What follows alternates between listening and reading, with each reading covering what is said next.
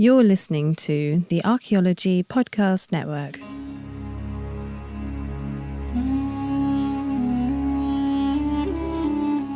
You're listening to the Rock Art Podcast. Join us every week for fascinating tales of rock art, adventure, and archaeology. Find our contact info in the show notes and send us your suggestions.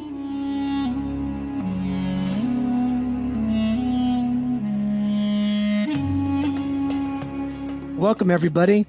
This is about our, I think, 148th episode, believe it or not. Been doing this thing for about 6 years now. This is your Rock Art Podcast on the Archaeology Podcast Network. And we are blessed and honored to have a remarkable researcher, Dr. Tertia Barnett, here in Scotland, who works at the Perth Kinross Heritage Trust. Are you with us, Doctor? Hello, I'm with you, and thank you for inviting me to be with you this evening. Oh, we're honored.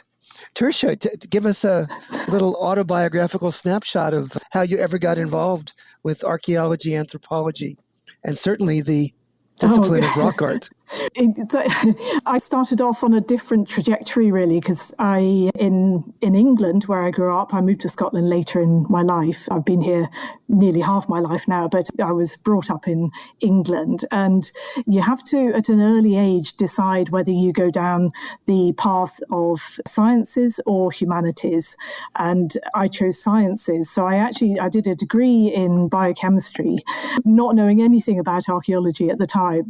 And I started working in medical publishing and things like that. And I thought there's got to be more to life than this. And I think just by chance, just on a family holiday, we never went abroad, but on a family holiday, we went for our one and only family holiday abroad to Crete in the Mediterranean. And I just fell in love with all the archaeology there and these wonderful pots, painted pots in the museums and things. And I thought, gosh, these things are so old and people could create such beautiful things all this time ago. And I was just hooked. And so I went back to university and did a degree in archaeology.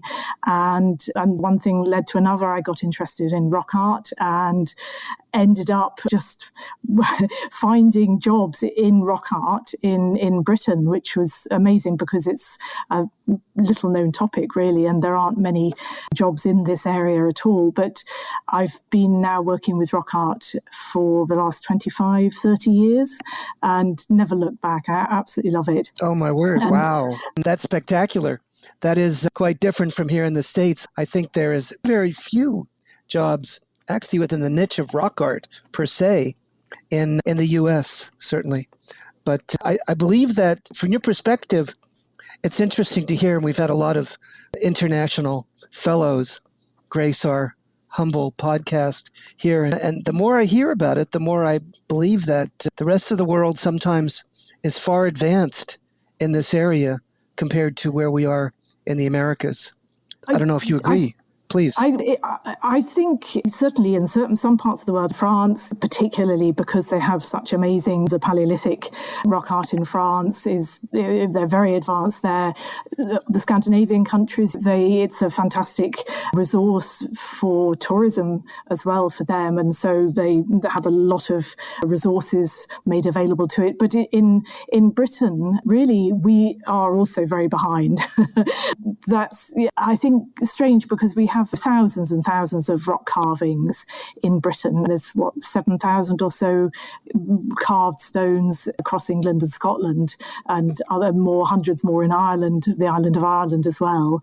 And it's very little known. And when I said I had a job in rock art, I had pretty much one of the only jobs in rock art ever in Britain, because it's a very small rock art community. It's a very much a niche area as well. And there's very few resources, very little in the way of resources poured into rock art compared to other aspects of our historic environment, for example. So it's a very neglected area of study, area of research, but also a neglected area in terms of public awareness compared to some other countries that I'm aware of in Europe and Australia as well, of course. Sure. Yeah. What sorts of rock art sites are there in England? Tell me a bit about it. It's often called cup and ring carvings. It's all abstract and it's all based on a fairly simple range of motifs. So cup marks, I think you have these in California as well. They're very well known around the world, aren't they? But so cup marks are just sort of small circular depressions which are carved into the rock or pecked into the rock with probably a stone implement. And in Britain, we have cup marks which are often surrounded by one or more concentric rings, and there are variations on these cups and ring markings, and also grooves sometimes radiating out of the cup marks, sometimes connecting motifs on the rock surface. And we can have rocks with just one cup mark on, or we can have rocks with hundreds of carvings on them, making very elaborate designs. But it's all, apart from a small handful of figurative motifs in just one or two areas of Britain, right, everything is abstract and everything is very similar. It's very interesting because it's obviously such a shared tradition at the time when it was made in the Neolithic and early Bronze Age. So that's around 5,000 years ago to about 4,000, 3,500 years ago. And it's fascinating. So that's what it's all like that everywhere in Britain, really. We have no variation, whereas in other parts of the world, there's strong figurative traditions in the rock art. Sure. Now, what about Scotland? That's a whole different story, correct? No, Scotland's the same. It's a continuation of what we find in England is very similar to what we find in Scotland and in Wales and in the island of Ireland. So it's this sort of tradition, UK-wide tradition, if you like, of rock carving.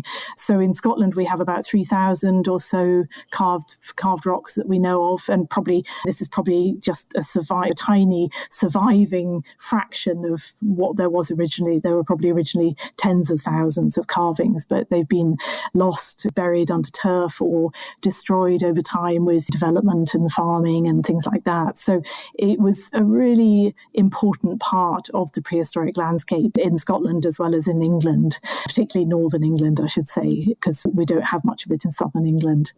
And are these sites well preserved or well recognized, or are they not given sort of the credibility that we'd like to see from an archaeological standpoint? Yeah, no, they're very neglected. There's a place called Kilmartin, which is on the west coast of Scotland, where there's a number of carved rocks which are presented for the public. So there are walkways to them and there are interpretation panels and they're made very accessible. But the vast majority of our rock art is in really remote places. It's covered in vegetation. It's really difficult to get to, really difficult to find. And I've spent a lot of time kind of cleaning rocks to try and find the carvings on them, and just wandering around the landscape trying to find rocks which somebody recorded maybe 150 years ago and no one's seen since. So there's very little in the way of presentation for the public. They're very poorly preserved. They're not made very accessible for people. So your job in part is to elevate and bring to the general public the value and significance of the rock art record. Am I correct? Exactly that, to try and engage people with the rock art, to try and, on one hand, and also to try and promote preservation and awareness of it on the other hand. So it's a tall order, really, given that we're starting from quite a low level. How have you begun doing this outreach, and what particular efforts have you pioneered, please? Oh, okay. I guess I started about the first thing I did when I was beginning to get interested in rock art a long time ago was to seek out artists who had an interest in rock art or an interest in the past and were perhaps inspired by things like rock art, and encourage them to create something for an exhibition, which we put together in a museum in Yorkshire in northern England. And that was part of it. Also, I ran a series of workshops to encourage people to think about motifs and what they might mean to them, and to also do some clay modelling and do other things which may may have helped people relate to rock art in different ways. So that was one of the first things I did. But in subsequent, really what I've been doing is training people, local community groups, or just members of the general public, training people to go out and find rock art and create detailed records of it, photographs, written records, drawings. Fabulous. And 3D models of it. And then for the last sort of 20 absolutely years, incredible. The last 20 years or so, really, we've been developing a database of the rock art, which is then publicly accessible to everybody and can be used for research, for public awareness, for management and conservation and so on. Really, that's the main the main thing I've been doing over the last 20 years is working with communities around Britain, around England and Scotland, and developing records, training people and creating this database for everybody to use. Great. Let's stop it there and we'll pick it up on the next segment. Wonderful. Hey, welcome back, gang. This is your host, Dr. Alan Garfinkel, with your Rock Art podcast. And we have wonderful, extraordinary scholar of rock art, Dr. Tertia Barnett, is working in Scotland now. And we're sharing some of the creative ways and the connection ways that we do public outreach and also engage the general public to the value, merit, and importance of rock art and how we can interactively connect. How's that, Tertia? Am I correct? So, yeah, absolutely correct. What I'm trying to fathom from the perspective here in the States is I don't think we do a very good job here of connecting with the general public on rock art. And we were just talking about it. There's a community right nearby me, about 2 hours away, Ridgecrest, and they're next to the largest concentration of rock art in the entire Western Hemisphere, with probably 200,000 individual instances of rock drawings. And it's a world-class resource. And most of the people that live there have absolutely no idea that exists, literally around the corner from where their city is. And you were saying that's not so unusual. No, it is pretty similar to the situation we have in Britain, where our rock art tends to be more remote and away from settlements. People wouldn't necessarily see it. It's not on their doorstep necessarily, but people often, if they're out walking in the countryside or going up hills and things like that, might pass rock art and just not notice it and just not be aware of it. So it's a huge issue. How do you encourage people to be aware of something that's in the landscape around them? And if they're close to it, if it's right next door to them, in a way, proximity makes it easier in some respects to encourage people to find it and look at it. But if it's remote from where they're living or where they're going around their daily business and things like that, that's another challenge as well. But it's a fascinating topic. Tertia, is there a conservation issue? Are these sites ever in danger of being destroyed, or are they in such a faraway place that there's no impacts being affected on them? I know that there's constant risks from lots of different things, and a lot of the stones are in quite remote places, but they're still at risk from livestock trampling on them and sheep rubbing on them and things like that. Quite a lot of them have been eroded by sheep rubbing away at them. But the ones which are in areas where we've got road building, you've got development, and it's a busy country, Britain. There's a lot of development going on the whole time. There's also farming and agriculture, farmers wanting to remove stones from their fields and things like that. And so there's a massive conservation issue. And the fact that most of our rock art isn't protected in any way at all makes it very vulnerable. And so even rock art that is protected is always under threat as well. Another problem as well with our rock art is the fact that we don't always have really accurate grid references for where it is. There's an example with a forestry development a while ago where there was a rock that we knew about, but it had been recorded 300 meters away from where it actually was. So when the forestry guys with their big machines were going around kind of chopping down trees and things like that, they drove right over this rock, and it's got these great kind of holes in it where the tires of this machine has broken up the surface, because had they known it was in in the right where it's supposed to be, they would have been able to avoid it. But having inaccurate records makes things really problematic as well. So yeah, we have real conservation issues, and there's often a lack of awareness, particularly with farmers and the guys who manage the land and own the land, not being aware of where the rock art is, and they can do an awful lot of damage unwittingly. So I think awareness and proper recording is a really important part of conservation. So are you teaching people to record rock art? Yeah, that's been one of the things we've been doing. So training people to create really detailed records, particularly good grid references, really accurate grid references, but also all the kind of information you might need to know if you're conserving it, but also if you're researching it, or if you're doing anything really that might help us understand what it's about better. So we're recording the geology, we're recording all the motifs, we're recording the natural features, also things like the slope of the rock, how it's orientated towards the sun or the landscape, what its views are, and we're creating drawings, we're creating photographs, and we've also been doing a lot of 3D modelling. So we train people to create 3D models using photogrammetry, and that is a really nice it's a really good way of capturing the rock for conservation purposes and for future comparisons for deterioration and so on. But it's also a really good way of sharing rock art with people, because you can actually see the motifs much better in a 3D model, and you can interact with them, and you can easily just put them out online for people to look at.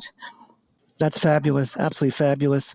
I have a colleague who did his master's thesis using virtual reality and also 3D modeling out in the area that I studied so intensively. And he was able to reconstruct the landscape in such a way to identify the bighorn sheep hunting patterns of the ancient individuals that were there because of these hunting blinds and also these dummy hunters that existed there above a natural lake on a basalt flow that exists there. And as we're all aware, this bubbling up of the importance of landscape context is becoming critically important. And now with the cutting edge abilities to do things with drones, with virtual reality, and that 3D modeling. Is that all in your bailiwick? Not yet, but I really hope so.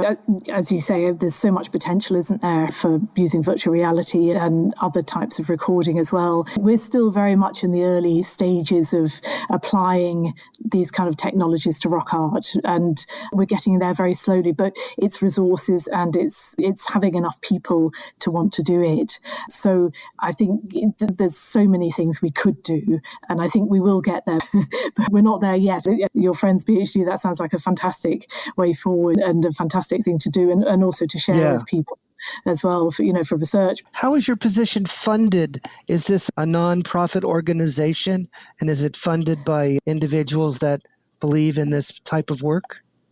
Yeah, the organisation I'm working for at the moment is a charitable organisation, so it's funded by a bequest, by a grant. But the organisation does lots of other things, not rock art related at all. So I'm just a little tiny part of it doing the rock art. But before that, I was working for Historic Environment Scotland, which is the kind of national organisation for heritage management and heritage investigations and archiving in Scotland. And that's funded partly by government and partly by a number of other sources. But again, rock art really isn't a great big thing on their agenda. So it's the project I was doing for Historic Environment Scotland was one that I'd got a grant for by applying myself to a research grant. So I got a grant to be employed by this organisation. And often that's the way we have to go about things in Britain. That's the way it's done. Yeah, exactly. You have to apply for your own, basically sort of self-funding. Yeah, exactly that. Exactly. No, it's interesting. It's interesting because I hadn't thought of it in that particular way, but that's almost parallel to some of the things I'm doing. I work with researchers who want to study rock art or study various aspects of archaeology. And I charge them for my time and talents to work with them almost as a junior author or coach to get them published scientifically. That's either, a great way of doing with a it. book or That's an a great article. way of going about it. And then the other thing is they have gotten grants, 20,000 here and 20,000 there, to write up books about rock art and about the interface between science, rock art, and indigenous peoples. And I'm in the midst of finishing 3 different books right now, if you can imagine that. But no, it's really amazing because there's a lot of people that have a great interest in what we do. It's just a matter of locating them and also allowing them to see the value and merit, the research potential that these have. Don't you agree? Yeah. Oh, totally. I've been working with another organisation in Scotland recently, running a series of research workshops about rock art, which have been consulting members of the public, heritage professionals, and so on about rock art and what they want to know, what they want to happen with rock art. And it's been a really fascinating process, the kind of diversity of thoughts and ideas and interests that people have. And it's just a case of getting all these ideas together, isn't it? And then trying to pull out some strands to take forward so that everybody is invested in it and everybody's invested in the rock art. And sorry, Alan, I'm rambling now. Yes. Sorry of that. No, let's stop there because I was going to begin probing on some of this matter. But this has been a wondrous second segment. No, I find it absolutely engaging and very interesting. And I'm sure that our listeners are going to find it equally fascinating. See you in the flip-flop, gang. Hey, gang, this is Dr. Alan Garfinkel and your Rock Art Podcast. We're speaking with Tertia Barnett about her rock art program there over in Scotland and England and elsewhere. And Tertia, I think we were talking offline here about dating these remarkable rock art sites that you've been studying and also connecting with in terms of the public outreach. Tell me a bit about that. It's one of the big challenges we have with our rock art, amongst many of the challenges, but because it's all pretty much abstract, there's no figurative images, there's no content that can help us date it. There's very little in the way of superimposition. We don't have, unlike your wonderful carvings in California and other dry places, we can't date the patina on the rocks because the weathering has been ongoing. We've got rain and wind and things and lichens and so on growing all over the rocks. So we can't use the rock surface, as far as we know, to date the carvings yet. But to be honest, there hasn't been really any research in that area in any depth. So the only way really we can date them is by their association with other features, archaeological features. And most of the rock art isn't connected with anything. It's not connected with anything archaeological. It's freestanding. It's away from archaeological sites. But we have got this tradition of reuse of rock art in some monuments, some prehistoric monuments. So we've got some rock art that's used in standing stones, in stone circles, which, again, the dating of those isn't exact. They're mainly Neolithic, late Neolithic, and sometimes early Bronze Age or Middle Bronze Age. And at other times, we also find rock art has been reused within early Bronze Age burials. So rocks that have been carved in the landscape have been quarried and then taken into the burials and used to seal the burial chambers, and then a heap of stones is put over the top. So you've got a sealed context with the rock art inside it. So that gives us a date for the rock art within that burial, and the rock art was made before that burial because it's been reused. So these are all quite vague datings, but they give us a kind of time zone from late Neolithic, early Bronze Age. What we haven't had enough of, we have had a little bit of, and I'll talk about that briefly, but we haven't had enough in the way of excavation of rock art in this country. But where we have had excavations, and there's been, just a handful, 4 or 5 in Scotland, where we have had excavations, 1 or 2 of those have provided some dating evidence from organic material that's been trapped in cracks and fissures in the rock surface, along with stones with use wear on the edges that have probably been used for making the carvings, and those cracks and fissures have then been sealed up with clay. So they're sealed deposits, and the pollen of the organic material from those cracks has been dated to the late Neolithic, so that's around 2900 BCE, so nearly 5,000 years old. So these little bits of evidence conspire to give us a kind of picture, a broad chronological picture of the rock art. But we need so much more in the way of good excavations which give good dating evidence, or a different type of technology that can date the rock surface and the carvings. I do know that our friend Bednarik has been doing rock art dating all over the world. And one of the things he does is looks at these micro elements of the rock. If there's quartz or quartz grains in them, he somehow is able to identify the antiquity of those images. Have you read his work? Yes, I have. I'm aware of his work, and it's something people have discussed in relation to rock art in Britain, but nobody's really ever done it. And I don't know how well it would work in Britain. It may work fantastically. I don't know, but it is something that could be done here potentially. Yeah, he did do some of that work recently in China. And depending upon the substratum, what is the lithology of these sites? What is the kind of rock that is represented? Yeah, it's really mixed. We've got loads of, in England, it's mostly on sandstones, different types of sandstones. In Scotland, we've got much more varied geology. So we've got schists and we've got metamorphosed sandstones. We've got a whole spectrum of different rock types with carvings on even granite as well. Some carvings on granite, despite its hardness. But so I don't know which of these, a lot of them have got quartz granules and quartz, not little bits of quartz in. Some have got great big bits of quartz in as well. Yeah, it might be worth a note to Bednarik and see if he get him over to Scotland. Something that he might. No, I think that'd be good. Yeah, great suggestion.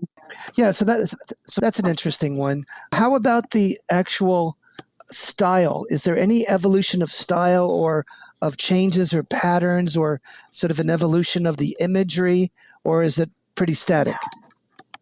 Again, without a kind of clearer and more refined chronology, it's very difficult to tell. We don't know whether the carvings were made over hundreds, even thousands of years, or within a couple of decades. So we can't really tell if there's much in the way of morphology change. Yeah, absolutely. Vaguely, the sort of anecdotal thinking, or not really based on any evidence, but the anecdotal thinking is that it starts with simpler carvings, probably just cut marks, and then becomes more embellished over time.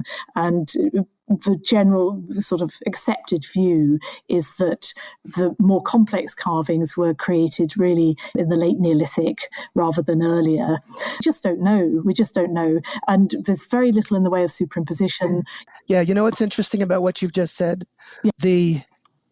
I've been working in this Coso region of Eastern California for about 50 years and studying the rock art there. And it's very naturalistic, it's very representational, etc. And one might think that looking at it unilinearly, that there would be an evolution towards more complex, towards more embellished, towards perhaps elements or imagery that would be more sophisticated. Yeah. Correct? That's what you've alluded to. Yeah. It's just the opposite. Yeah. The earliest elements are, in fact, the most elaborate and the most sophisticated, I would say, and complex, which is, I think, somewhat amazing, huh? Yeah, no, that's great. Yeah, no, I think there is always that thinking, isn't it, that you go from simple to complex, but we have no proof of any of this. No, of course. And it's what's really interesting. You don't have any superimposition or anything. No, totally, exactly. And you can't tell if there's change over time. But what we can identify more is with geographical differences. You can see changes from one place to another. You can see certain motifs only in certain places and things like that. And what I really love about our rock art is you can see where people have added things to it. So you can have one beautiful cup and ring up really nicely made, and then another hand and another person, or the same person at a different time perhaps, has added another bit in a more wobbly way, or less. You can see the different capabilities perhaps of the carvers, and you can see almost the individuals at work. But how far apart in time they were spaced, we have no idea.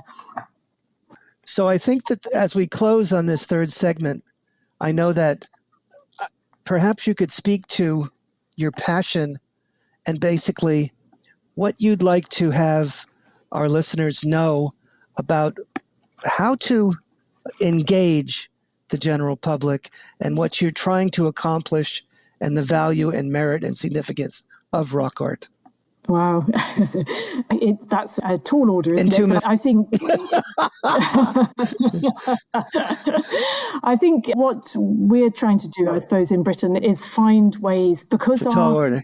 Yeah, it's a tall order. Our rock art is so remote to people in time and values and things, because we've lost any connection with it, unlike certain parts of the world where there are still strong connections. So it's about trying to find ways that people can connect to it now on their own terms, not what did it mean, but what does it mean to you now? And I think the way I try and encourage people to engage with it is saying, look, rather than asking me for answers, I don't know, we'll never know what it means. Well, but what do you think? What does it mean to you? And then we can have really interesting discussions, because I think people expect, as an academic or a sort of specialist, people expect you to tell them things, but really it's not. It's about a discussion. It's about a conversation.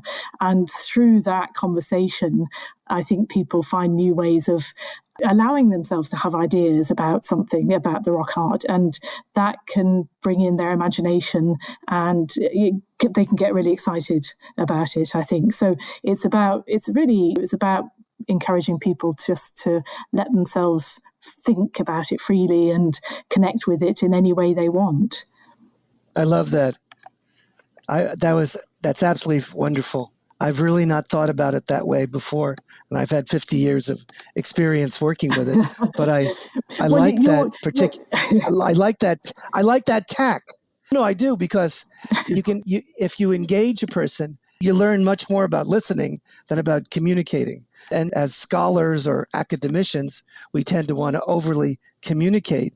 But what you're saying is open the door, listen, ask them what they think about this, and tease out from them what they feel might be relevant. Fantastic. Really wonderful. And with that, I think we'll close out.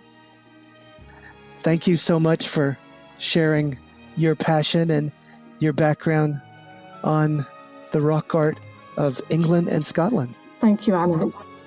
God bless all of you out there in Rock Art Podcast land, and see you on the flip-flop.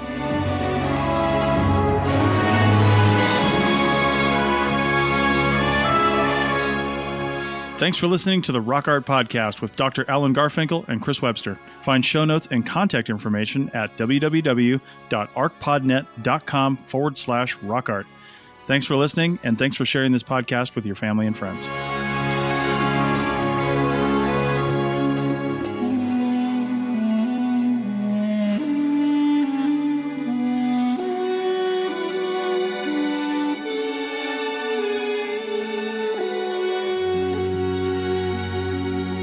The Archaeology Podcast Network is 10 years old this year. Our executive producer is Ashley Airy, our social media coordinator is Matilda Siebrecht, and our chief editor is Rachel Roden. The Archaeology Podcast Network was co-founded by Chris Webster and Tristan Boyle in 2014 and is part of Cultural Media and DigTech LLC. This has been a presentation of the Archaeology Podcast Network. Visit us on the web for show notes and other podcasts at www.arcpodnet.com. Contact us at chris@archaeologypodcastnetwork.com.